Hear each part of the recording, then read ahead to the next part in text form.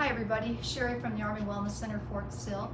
Today for Flex It Friday, I have an activity for youth that will help them to flex it, and sometimes they won't even know that they're doing it. It requires a balloon, and so what I have is just a regular party balloon. Actually, this is not the one that they completely recommend for it. You certainly can try to use this, but it could pop. One of the best things to use is a punching balloon that you can get at like the dollar store, and then you get that blown up and you would cut the handle off. And so those are actually more durable for this activity. The great thing about balloons is, especially for school-age children, is it helps them to get moving, practicing moves that are used in sports.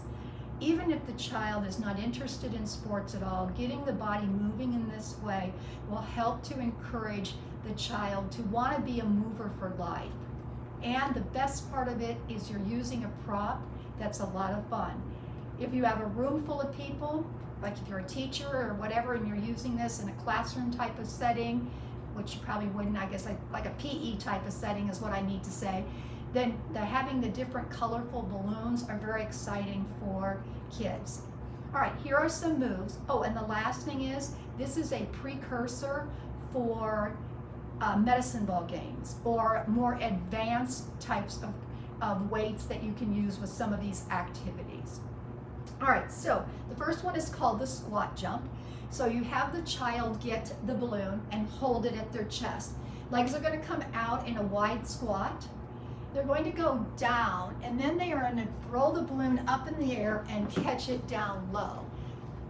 And have them do that a couple of times. Now, what's ideal about the balloon is it takes it a little bit of time to come down, and in that floating motion of it coming down, it helps to strengthen the muscles just a second or two more. So that's another benefit of using balloons. That is the squat. The next one is the jog. Now, this is a progression type of thing. So starting out, having the child jog in place, or even just doing high knees if the child hates to run, and going side to side with the balloon, helping them to get some cardio.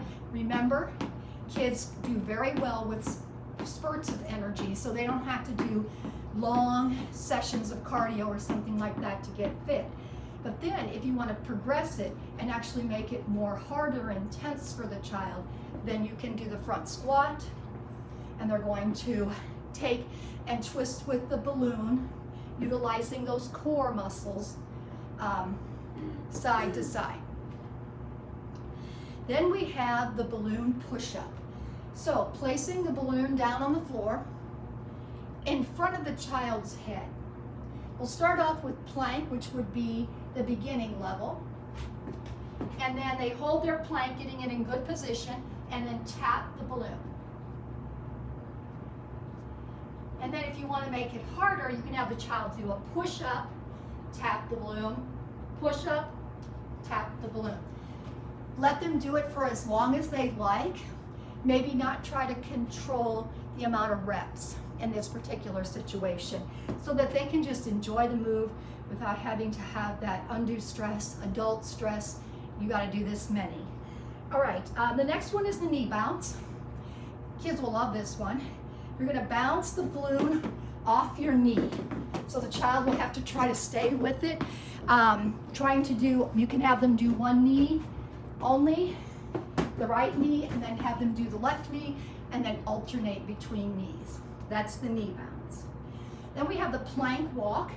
So putting that balloon between the legs, helping the kid not to squeeze it too hard, just enough, and then they walk with the balloon between the legs. This engages core muscle. Have them walk backwards, have them walk side to side, and the other way.